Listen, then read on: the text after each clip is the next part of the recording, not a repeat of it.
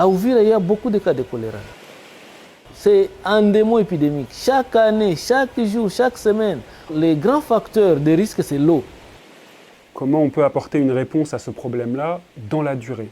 La Fondation Veolia a proposé de mettre en place une étude d'impact, de suivre comment l'arrivée d'un service de qualité avec ces trois facteurs. Qualité d'eau, accessibilité, c'est-à-dire des robinets proches, et puis disponibilité, c'est-à-dire un service d'eau qui n'a pas de coupure intempestive. Voilà, comment ce service-là va avoir un impact sur le choléra. Cette étude, elle est réalisée par un institut mondialement reconnu qui est la London School of Hygiene and Tropical Medicine.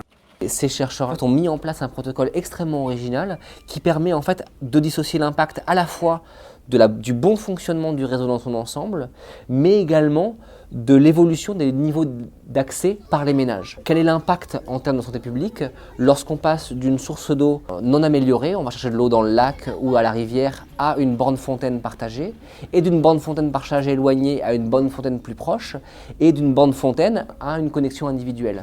Et également, dans tous ces niveaux-là d'accès, mesurer l'impact de l'amélioration du fonctionnement du réseau d'eau en général, de sa continuité et de la qualité de l'eau qui est distribuée.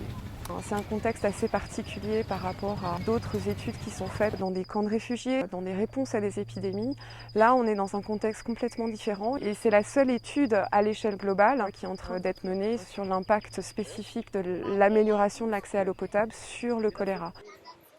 Souvent, on voit ce type de projet de gros investissements où on se réveille un peu tard pour cette étude d'impact, c'est-à-dire que les travaux sont presque finis, on voit une amélioration et on voudrait la mesurer, mais c'est trop tard en termes méthodologiques.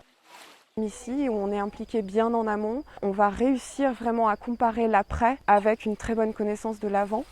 La spécificité de ce projet, c'est qu'il est construit en parallèle d'une étude d'impact et donc le phasage des travaux est un peu différent de ce qu'on fait d'habitude puisqu'on intervient de manière randomisée. On va travailler dans une zone puis dans une autre et ça afin de quantifier réellement l'impact de ces travaux d'amélioration des infrastructures sur l'incidence du choléra. On a pu mettre en évidence que lorsque la production s'arrête et qu'on n'a plus d'eau dans les tuyaux, c'est responsable de 23% des cas de choléra qui surviennent à Uvira. Et là, on est uniquement sur le premier niveau. Un autre aspect, qui a déjà été publié dans une revue très prestigieuse, montre que 60% des cas sont liés à des maladies qui sont autres que le choléra.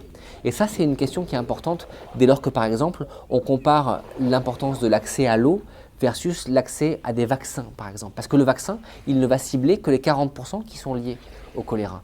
60% des autres cas, ce sont des maladies avec des niveaux de sévérité qui sont parfois très élevés, pour lesquels le seul médicament à large spectre qu'on a, c'est un accès à de l'eau en quantité et de qualité gérée de manière professionnelle. Fort de ces résultats, on pourra envisager une réplicabilité, même au-delà de la RDC. Ces études sont d'intérêt pour la communauté internationale qui débat actuellement de l'intérêt des investissements court terme par rapport à des investissements de plus long terme. Il est plus facile de regarder l'impact, Bastille qui traite l'eau, c'est un protocole assez médical. Sur un réseau d'eau, c'est plus compliqué et du coup, c'est pas souvent fait. Et avec des experts comme ceux de la London School of Hygiene and Tropical Medicine, c'est en train d'être réalisé à Uvira et le monde de l'eau sera intéressé par les résultats.